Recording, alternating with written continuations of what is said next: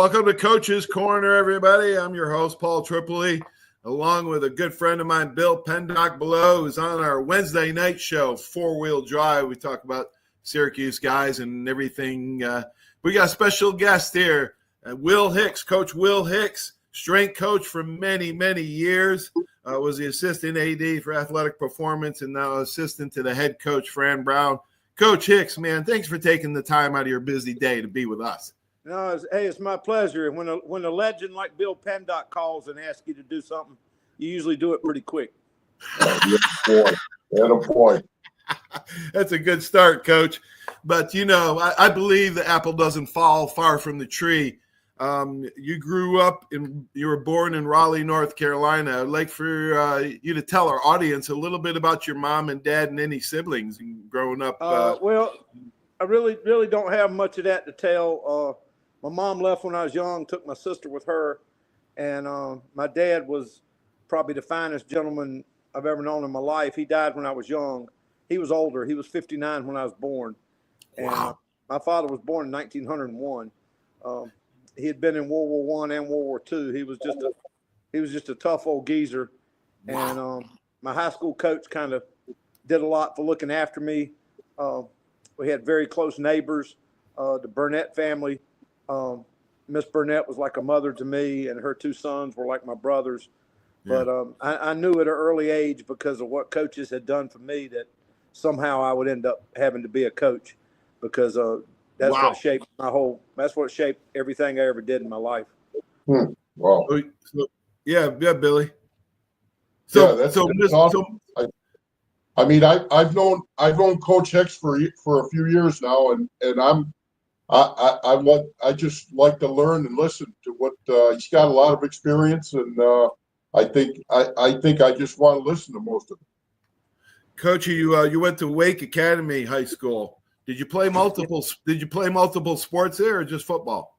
No, football, wrestled a little bit, and baseball. I actually thought I was going to be a better baseball player. I hit left-handed and throw right-handed, was a catcher, so everybody said I had a chance to be drafted, until all of a sudden they started finding out that I could hit a fastball, and I never saw another one. I couldn't hit a curve, so I had to stick with football.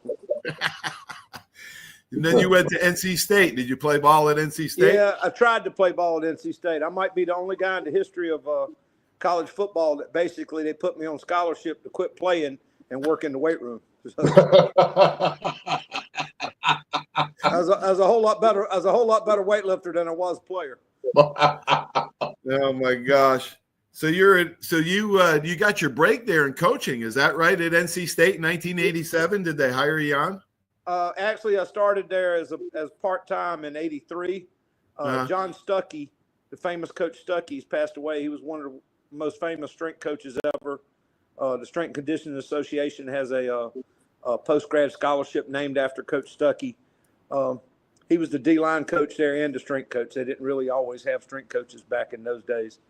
And he basically said, hey, I need you to come in and help our guys with the bench press. At the time, when I couldn't play football, I quit school and was, bouncing in bars, and I competed in powerlifting. Like I say, I was a really, really good lifter, but I was a very average athlete. And so I came back, started helping Coach Stuckey. Then Tom Reed came in as the head coach. He hired me part-time. And then Dick Sheridan came in '86 from Furman. And Coach Sheridan actually hired me as a full-time strength coach. And it was kind of a weird situation. I didn't even have my degree yet. So when he hired me, there was a stipulation that I had to finish school because I'd been out of school for years. So I took a couple classes a semester for the next year and a half to finish up the few hours I needed so they could technically make me a full-time employee. I heard about Coach Stuckey. I was lucky at Bama to have two Hall of Fame strength coaches, Al Miller and Kent Johnston. I know both of them. You do know both of them. I thought you very well might know both of them. Coach, if it wasn't for them, I'd have never stepped on the field at Alabama. Actually, I think the last time I was with Coach Johnston, he might have been with the Packers. Right. And then I talked to him shortly after I saw the deal about when his son was getting drafted, and he was there. I think I reached out to him, and we kind of talked some old stories. But we're from kind of the same era. You know, it's old school guys. You know, bench heavy, squat deep, clean fast, and run. And you know, they do so much stuff now. I don't even know what you call half of the shit that they do. But I know. Every year the circle keeps going back around. They change. They go to all this. They change. They go to all this, and then they come back to bench heavy, squat deep, clean fast, and run. I mean, they don't reinvent the wheel. Wow. Yeah, Well, Coach Stuckey. Those guys. Al Miller is on the Mount Rushmore of American strength and conditioning coaches. Right. Al Miller. So I was with actually Boyd Epley, who technically was the first strength coach ever. I was with Boyd Epley in early January in New Orleans at a clinic, and you know, Boyd was a track athlete at Nebraska, and was a javelin thrower, and started messing around with some of the injured football players, and they got stronger and faster. And that's when the Nebraska coach came to him and said, well, if you start working in the weight room with my guys, you know, I'll give you this, this, and this. But if any of them get slower or muscle bound, I'll fire you immediately. And Boyd Epley said, well, you can't fire me. I don't work here. You know.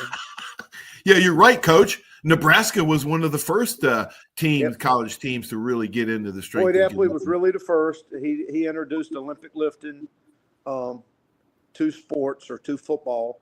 You know, the Olympic lifts, clean and jerk and push press, power clean, to build explosiveness, which had been used, you know, in track for years. Throwers did it. Right. And then the first ACC strength coach was Frank Costello at Maryland, who was actually the jump coach at Maryland. He wrote the book on plyometrics, Bound into Success. So he started working with Maryland because he had so much success with track athletes as far as explosiveness and speed. I mean, you know, back then shot putters could weigh 290, 300 pounds and could run 4.6s. And football players that weighed 300 pounds were running 5.2s. Right. So he brought the first explosiveness in as far as, you know, triple extension, ankles, knees, hips, moving to weight fast, not just being strong. And then, you know, now it's kind of adapted to where strength coaches are the world's biggest thieves. Whatever works for somebody else, we kind of group it all together and claim it's ours. But position coaches do the same thing, Coach. Yeah, that's it. Yeah. I mean, nobody reinvented this stuff. It's just how you put it together. I know I speak at tons of clinics. I don't know why they asked me to speak at clinics. I don't know a whole lot, but I guess I'm fairly entertaining. But I speak at a lot of clinics, and I tell people it's not necessarily what you do.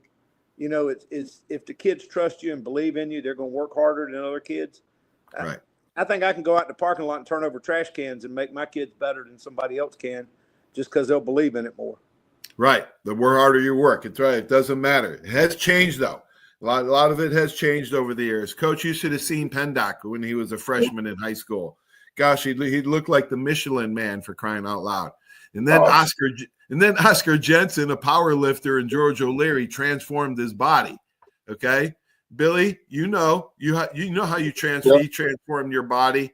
Yeah, it was, you know, back then, and I wanted to ask Coach Hicks about, you know, back then, you know, and I remember, and I used to get up there to Syracuse once in a while back in the Pasqualoni era. And I used to work out in the weight room a little bit, just jump in once in a while. But, you know, I remembered all the workouts being on the wall, yourself, Coach Luther, you know, you guys in the weight room. And my biggest thought and question is to you, Coach. You've been around this stuff for 25, 30, 40 years, even longer. You know, we all have. And back when we played, and I played back, you know, 80s, early 80s, late 70s, it was all about a power game. You know, the game was different. The game has changed so much. How have you has it progressed in the weight room, or has it been full circle back to what's going on now?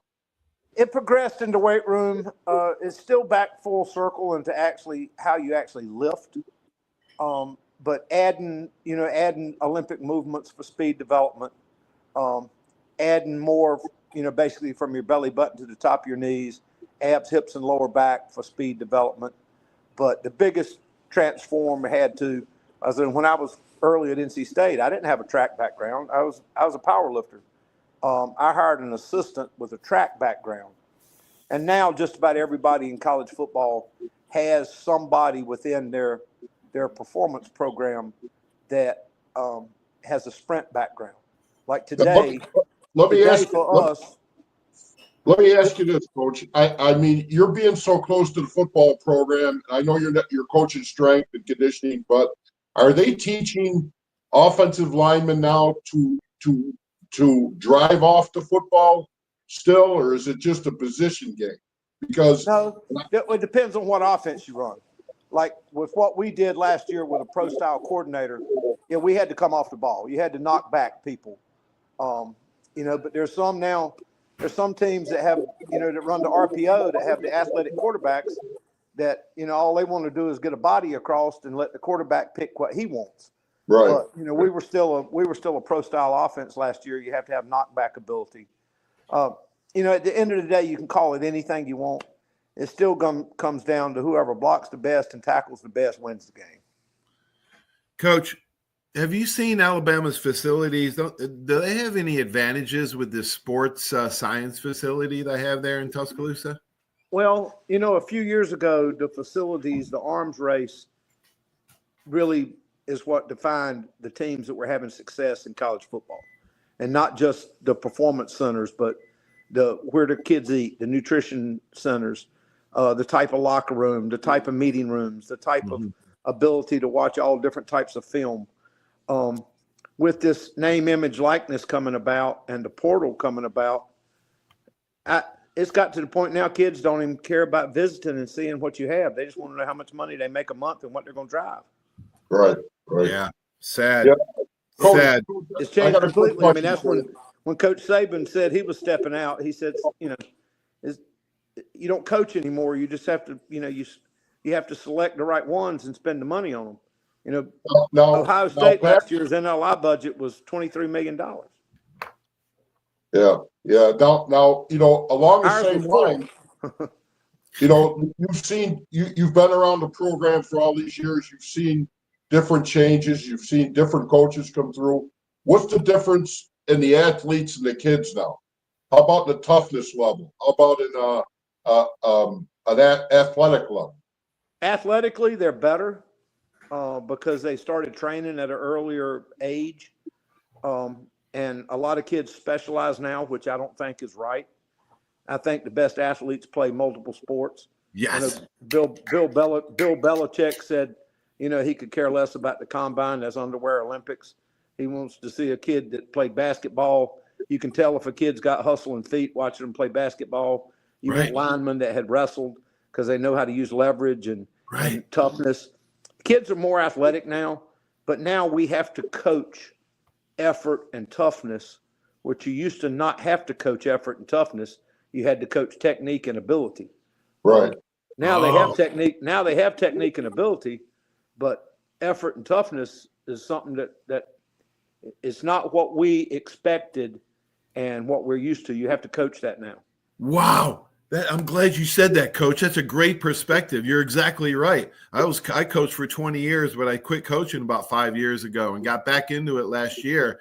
And I was flabbergasted at the lack of effort, man. They wouldn't even finish a drill full speed, man. Oh, no, you have to coach. I mean, right now, and Coach Fran is old. Even though he's a young guy, he's very old school in his beliefs. And, he says the only two things we can control is our faith and our effort. And so everything we do, he calls it +2. If it's a 5-yard drill, if you don't finish 2 more steps, +2, you didn't finish the drill and everybody's doing it over again or doing up downs or something of that nature. Yep. So even now for setting up drills, even if you're doing bags or agiles or anything, you got a starting cone and a finishing cone. You don't just come over the bag. You come over the bag and burst through the cone.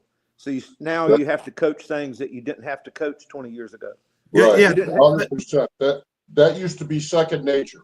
That's what we were taught in high school, junior high. You didn't have to coach Bill Pendock to go hard. Nope. You might have to teach Bill Pendock where to line up, and you wanted the outside eye. You wanted him to step with this foot. Right. You didn't have to teach him to go hard. You'd have to teach me how to get to class. That was the only thing. You didn't go to class. Hell, I went to every class I could. I wasn't smart enough to miss a class, but you didn't even have to go to class, for crying out loud. All right, yeah, that's an interesting perspective. Let's get into that a little bit about high schools. I still believe that it's gotten better, but high school coaches are great at what they do. They're professional teachers, and they're really good at coaching, the X's and O's. But let's face it, they don't know diddly about strength and conditioning. And I got my CS years and years ago, back when I started coaching high school. And I started a weight program and a training program, actually, when I got it. But these high school coaches, what is it, Coach? Is it the ego? They've been doing it. They give me excuses like they've been doing it forever like this for years. It's working. But high school coaches, they're not CS certified. You know how hard that test is. Hell, I think it was harder than any business course I took at Alabama. I know I'm on a couple committees for the NSCA, and it really comes down to, you look at what the schools in Texas are doing. They have certified strength coaches running the weight program. Yes. Some of the schools in Florida have certified weight coaches running the weight program. Ohio. And then you look California, then you look where the number of Division I recruits are coming from. They're usually coming from areas where they have tremendous off-season programs with certified strength coaches, great weight rooms, great facilities, things of that nature. Usually in every committee I've been on, when we're trying to push, the NSCA is trying to push that high schools have a certified strength and conditioning specialist. It usually comes down to finances. Right. They don't want to do it, or either they'll hire one for the district. Right. But that's changing. That's changing now because of liability issues. You can't have today of just the guy that happened to be the best lifter be the strength coach and just open the weight room and let kids lift, because everybody now seems like no matter who you talk to, they got a lawyer on retainer and they're looking for something. So now it's all liability issues. It's all performance based, and then teaching the younger athletes how to do it correctly is very hard work. Right. Sometimes I'd rather have an athlete come here that had never done anything, that did it wrong for 4 years, and you have to reteach them. Yeah, good point. And just because you go into a workout and you leave tired, that doesn't mean it was a good workout. That just meant you're tired. A good workout is teaching and developing and working the right muscle groups and doing it in the right way, the right technique. Exactly. He's got a great point. I mean, the free weights are a lost art now. Let's face it. There's not many old school guys around that know how to teach the three big lifts. Exactly right. It's not around anymore.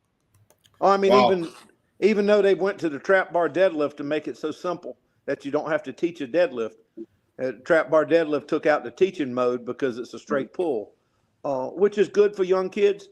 But why do you have to invent something so you don't teach it the right way? Right. Talk about some great athletes that you did have, Coach. Was Dwight Freeney a freak of nature? Was he one of them? Yeah, Dwight Freeney was one. I had one. I've been very fortunate. I've coached 15 first rounders. I've coached 185, 188 kids that have been drafted. Wow. I worked with Jim Richard at NC State. He was already playing in the pros. He was a lineman there when I came in and tried to play. I think I had one day with him when, I tried to get on the field with him, and he was a Playboy All-American first round draft pick. That taught me real quick I was better in the weight room. But, so he was a great lifter. I trained him in the off season, his whole pro career. I had Torrey Holt at NC State, who's probably going to go into Hall of Fame this year. I had some great players here. Freeney was one that really stood out. I mean, Dwight played 16 years in the NFL and came back here 5 to 6 weeks every summer to train with me. He'd fly in on Sunday afternoon, fly out on Friday. And when he went into Hall of Fame this year, he told me I was his second phone call after calling his mom when he found out. Wow. Nice. he invited me to go with him. So when he actually went up for his speech and got his jacket and unveiled the bust, he he thanked me during his speech. ESPN panned out to show me in the crowd. And Oh, how I did cool. everything with him. So me and Dwight were very, very close. Dwight was very, very hard to train because if every day wasn't a challenge for Dwight, he would get mad at you. So Wow. you had to really crank up what you asked him to do, every day. Besides being tremendously strong, he was one of the most explosive guys I ever coached. I mean, his pro day, now this is on rubber, not on field turf, but his pro day here at Syracuse, he verticaled 40 and a half and ran a 4.39 at 260 pounds. It's cool. He's a freak in nature, man. He remind me of Cornelius Bennett, man. One of our Derek Thomas, 2 linebackers we had. And so I guess that could be my claim to fame because I trained him for his pro day. Wow. And he improved a lot with me, but you don't make chicken salad out of chicken shit. I mean, I had something really good to work with. So. Coach, let's talk a little bit about Fran Brown. I'm really impressed with him on a number of fronts. You talked a little bit how well he delegates. Talk a little bit about him, but I like the way he has embraced the former football players at Syracuse because they're the ones that drop buckets of blood, sweat, and tears there. But talk a little bit about Coach Brown. Well, one of the first things he said when he got here was one of the reasons that he got into coaching and had success in coaching was he worked with Coach DeLeon at Temple and at Baylor. And Coach DeLeon's probably the best assistant football coach I've ever been around. Wow. And, Coach Brown is I've never been around anybody that never gets tired. His energy level, I don't know where he gets it from. I mean, he's the first one. He comes in with me at 5 o'clock in the morning and works out first. Wow. And he has me train him no different than training one of the players. The harder, the better. And he's very accessible. All of our players know that they can talk to him at any time. But he is very demanding. Our mantra or what we believe in with Coach is DART. DART's a big deal to us. It's detailed, accountable, relentless, and tough is what it stands for. And then once you achieve DART, then there's 3 questions that he's going to ask you. Are you committed? Do you care? And can we trust you? And once we get through that, then that kind of overrides everything else we need to do. Because if you follow those, it's really, you don't have a way to make mistakes. Yeah.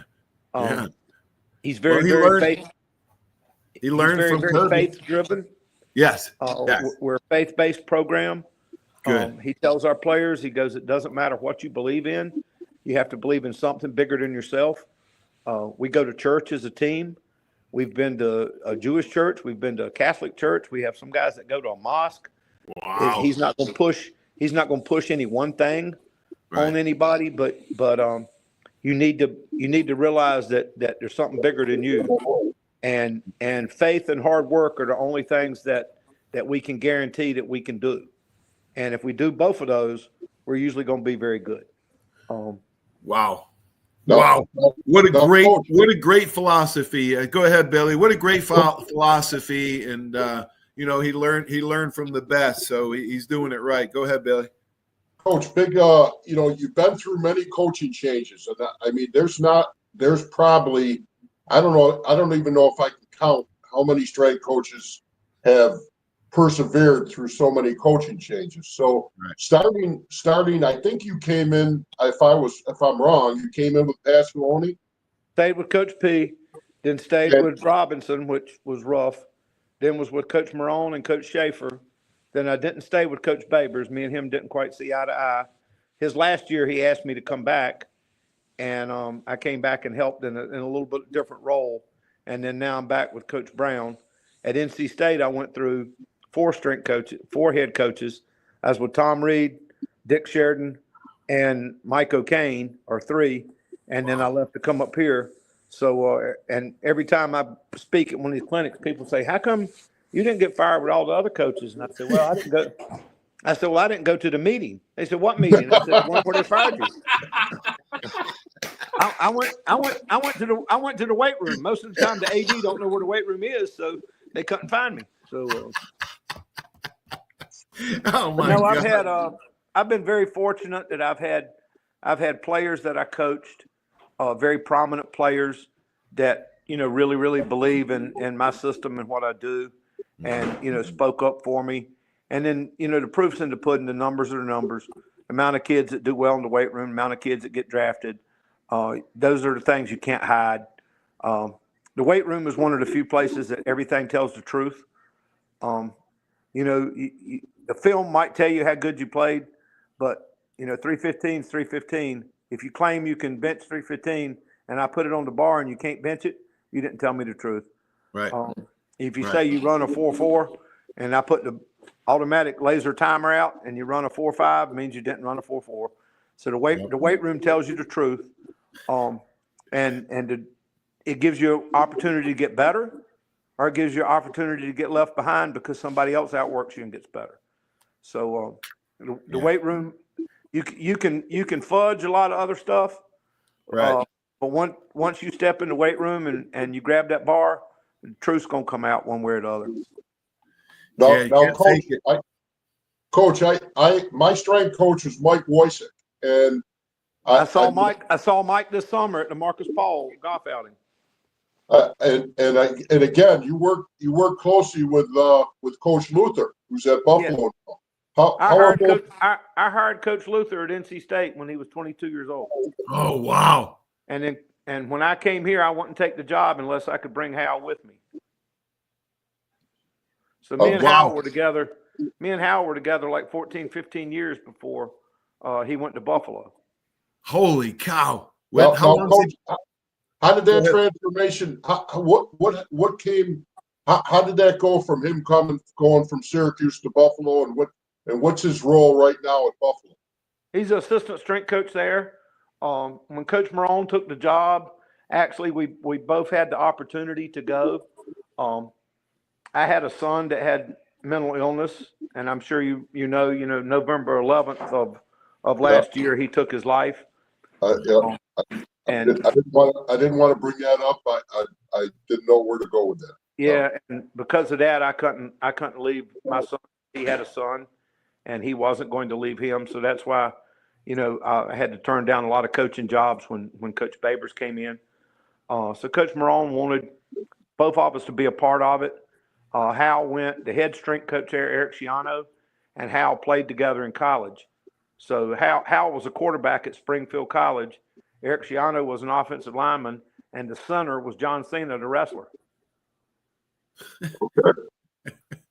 So Hal had a connection with Eric, the head strength coach there, but then Coach Marone's who got the ball rolling, and then Hal's done an outstanding job and is still there. Hal's been through 3 head coaches at the Buffalo Bills and still there. Right. Oh, wow. Holy cow! We're trying to get him on another couple of weeks, maybe when it calms down a little bit for him. But, Coach, couple more questions for you. Who was a relentless guy in the weight room that transformed himself and made himself into a player, and who was your champion to give you a break in the business? Joe Malinicek at NC State. He was 3rd round draft pick of the Detroit Lions back when they used to have the superstar competitions, NFL Strongest Man. Oh, Yeah, he won that a couple times. He was a different kid. Macungie, Pennsylvania, his coal mining town. He played in the blue-gray game one year on Christmas Day, and the 26th, the day after the game, I'm at home and somebody's knocking on my door, and it's Joe, and he goes, "Coach, let's go lift." Day after Christmas, and Joe was incredibly strong. Now everybody does the 225 test at the combine. I know Joe got pissed off. We used to test linemen with 300 for reps, and Joe did 29 and missed the 30th rep, and he got up and was throwing 45s around like frisbees. He was so mad. So he was a tremendously strong guy. like I mentioned, training Jim Richer. He was one of the first 500-pound benchers in college, and he ran 4.6s and was a first-round draft pick. Here at Syracuse, I was very fortunate. I trained a guy named Christian Ferrara, who was a nose guard for us, who was one of the hardest workers, very, very explosive. I had another freak in the weight room that PennDOT can take some credit for. He had him pretty much ready before I got a hold of him, J.R. Johnson, who was a physical freak. He broad jumped over 11 feet at his pro day. So I've been very, very fortunate. I've had some kids put up some real good numbers. Will Allen, who played here, was a 200-pound corner. He ran into 4.2s at the combine. A lot of people think I had something to do with this. I just know how to teach them to be good for that one day. Right. And a lot of it's just experience from having seen it done. But I've been very lucky. I have some, I don't know what it is. I don't know if it's a gift or something. I don't think I'm the smartest guy in the world, but I have a way of getting players to buy into what I ask. And, if you outwork people, you're going to end up being pretty good anyway. Right. Absolutely. I wish they would bring back that superstar competition. We kind of did like that. Al Miller ran something like that at Alabama in the offseason. It was a lot of fun. Paul, Yeah. when you talk to Coach Hicks for the first time, you meet him, you can tell that the guy's sincere, the guy's truthful, and that's why I think a lot of these kids listen to him and buy into what he's doing. Yeah, that's it. He mentioned one of the best assistant coaches, Coach De Leon, that he talked about. And matter of fact, that's our subject tomorrow night, Billy. Assistant coaches. What makes a great assistant coach? Why do you need one? You don't want yes men. We're going to talk all about assistant coaches, but Coach, why was Coach De Leon one of the greatest assistant coaches you've seen? Well, to start with, nobody could outwork him. Okay. I mean, I don't think. He might have slept a couple hours a night. Nobody could outwork Coach De Leon. He was a genius before his time as far as X's and O's. But the biggest thing is, if you'd have seen the outpouring at his funeral and the number of former players that were there, it's the relationship that he created with his players. Right. And you can't see any more of a hard ass than Coach De Leon was. I mean, you could do everything right and your shirt tail was untucked, so it was wrong. But he drove you to the point that when you were done playing and you look back, you realized some of the best things that ever happened to you in your life was to be lucky enough to play for him. Yeah. And I got very fortunate that because of my relationship with him and him talking to Coach Brown and Fran about me, Fran felt like, I was cut from the same type cloth. Right. And, everybody's going to make mistakes. Players, coaches, everybody. But if you make them full speed, it's not of a lack of effort. It's just you need to be taught a little bit better. I got one last question for Coach. Now I understand, and I believe in Coach Brown's doing a great job, and I think he's going to have great success. Now he talks about staying with the program for the eternity. Now with all the money out there and everything going on back and forth, do you think he's going to be here for the long run, or what do you think is going to happen in the next 3 to 4 years? His daughter's 3 years old, and he said he don't want his daughter moving around schools. And if you spend any time with Fran, you know what a family man he is. His wife and they started dating when they were 16. They've been together. His son's actually on our team right now. He's such a family man. And all of us want to make more money, but the way Coach Brown goes about his business, he says there's only one thing that he's guaranteed, and that's his name, and he can't embarrass his name. So he's not going to go against his word. So I see Coach Brown being here for a long time, as long as the right things are being done at the university to take care of, not necessarily him, but to take care of his staff and the program and keep us moving forward as far as players and assistant coaches. Coach Coach Brown may retire right here. Well, Paul, you got to understand that, and I've been around for years, and he has made the biggest impact on alumni that I have ever seen in the last 35, 40 years. When former players come back to practice, he tells them, hey, go over there with your group. You're a D lineman. Go over there and watch the D lineman. See what you think. He'll walk them out in the middle of the field during stretch and talk to them. He respects guys that played here as much as anything. Even like this summer, Keith Bullock came back for a week and hung out with our linebackers during August camp. Awesome. He just loves former guys being around. He tells them up front, he said, look, I'm not going to ask you for anything. I'm not one of them guys. I don't want the alumni back because I asked you to give money. He goes, I'm not asking for that. He said, I'm asking you just to be involved. If you see a player somewhere that you think can help and play for us, send us the information. We'll look into it. We'll get back to you immediately. If he can't play for us, he can't play. But he said, you know better than guy off the street. You played this game. You know who can play and who can't. Wow. Yeah, it's an environment even better than Bama's, man, for alumni. They don't want you back interfering or anything, man. I can't even get the Bama straight coach on my show, but that's why I appreciate you doing this, Coach. You can thank me, Paulie, not Coach Hicks. Hey, that's how I opened the show. If I get a call from Bill Pendock, it doesn't matter when it is or what time of day it is or whatever. If Bill Pendock needs something, it's going to happen. Oh, man, that's my boy. That's my boy, Billy. Coach, thank you so much for joining the show, man. What a blast. We had a lot of fun. Hey, take care. Pendock, go beat somebody else in arm wrestling today. Go beat somebody in arm wrestling. Hey, Coach, one last question before we go. Who do you think would be a good guest on my show? Hal Luther, as he mentioned, would be a great guest. Awesome. I love strength coaches, man. If it wasn't for them, I'd have never stepped down in college or in the pros, man, if it wasn't for Al Miller and Kent Johnston, man. I owe them everything. A great one because Hal's very entertaining. He's a piece of work.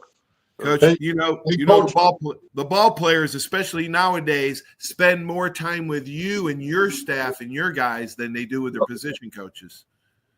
Yes, sir. Coach Hicks, if you get a chance, send me Mike Woysick's contact info. I got to get a hold of him. Okay, I think I got his number. Thanks, Coach. Thanks, Billy. If not else, he'll get to Marcus Paul this summer. Marcus Paul the first Monday in June. Okay, I'll put it in. All right, buddy. Bye. All right. Awesome. Thanks, Coach. Thanks, Coach. Thanks, Billy. Wow, what a show, huh? Will Hicks taking the time out of his busy day. Syracuse University assistant to the head coach, Fran Brown. They got it going on up there in Syracuse finally. I'm so happy for the Orange. Roll Tide, everybody. Stay tuned for these great messages. Without these fine folks, this show just wouldn't be possible. So long, everybody. There's a reason why Hill Kelly in Pensacola is the #1 selling Chrysler Dodge Jeep Ram dealer between Jacksonville and New Orleans. While other dealers have taken advantage of a competitive market with higher prices, Hill Kelly has discounted prices to the lowest of the year. And Hill Kelly in Pensacola won't surprise you with excessive charges beyond the selling price. Come see why people from Milton, Pace, Foley, Bay Minette, Daphne, Gulf Shores, Mobile, and beyond are driving to Hill Kelly in Pensacola to buy their next new Chrysler, Dodge, Jeep, or Ram. At Hill Kelly, the bottom line price and your satisfaction are what really matter. So before you sign, check the bottom line and make the trip to Hill Kelly in Pensacola to see what true local ownership can do for you. At Hill Kelly Chrysler, Dodge, Jeep, Ram, Highway 29 in Car City, Pensacola. Or shop online 24/7 at hillkellydodge.com. When it comes to bottom line pricing, nobody beats a Hill Kelly deal. Nobody. That's you trying to fix the plumbing yourself to save a few bucks. Doing things yourself doesn't always end well. The same goes for insurance. That's why Auto Owners works with local independent agents who tailor coverage to meet your needs and offer discounts for life, home, car, and business insurance. Because sometimes you need a professional to get the job done right. That's simple human sense. Are you riding around in a filthy vehicle? Dirty car no more. Visit Ronnie's Car Wash today to get it shining in no time. They have 3 convenient locations with another coming soon. The unlimited monthly wash packages start as low as $14.95 per month with free vacuums, multi-purpose spray and towels. Visit them in Gulf Breeze, Navarre, Fort Walton, and soon Crestview. Don't wait, wash today. Be sure to see Ronnie's Car Wash on Facebook to see the latest specials and discounts. You'll be riding and shining in no time. 25 years of service in high tech today. It's Pensacola Glass Company at 433-8348. High tech is a term often applied to advanced services and products in today's marketplace. And today, glass is much more than a simple painted brittle, see-through stuff we hit baseballs through when we were kids. Glass is now a product with unique flexibility in both performance and application. And Pensacola Glass Company is growing right along. That's Pensacola Glass Company at 433-8348.